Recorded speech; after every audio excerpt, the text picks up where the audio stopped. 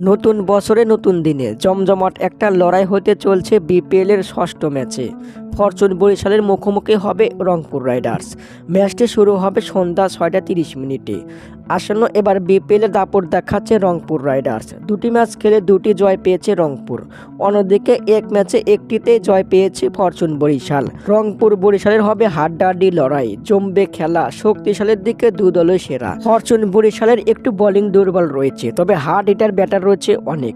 রংপুরের ব্যাটারদের চেয়ে বোলাররা রয়েছে অনেক শক্তিশালী। প্রতিপক্ষ ব্যাটারদের একাই কাবু করতে পারেন গতি তারকা নাহিদ রানা। দুই ম্যাচে 7 উইকেট নিয়ে সর্বোচ্চ উইকেট শিকারী তালিকায় এখন পর্যন্ত শীর্ষে রয়েছে নাহিদ রানা। আসন্ন এবার বিপিএলের উইকেট নিয়ে মুগ্ধ দেশি বিদেশি ক্রিকেটাররা ও ফ্র্যাঞ্চাইজি মালিক সহ বিসিবি ফারুক আহমেদ। প্রত্যেক ম্যাচে 190+ রান করছে দলগুলো। দর্শক, বরিশালের ব্যাটারদের কি রুখে দিতে পারবেন নাহিদ রানা? আপনাদের মতামতকে কমেন্টের মাধ্যমে জানিয়ে দিন। ধন্যবাদ।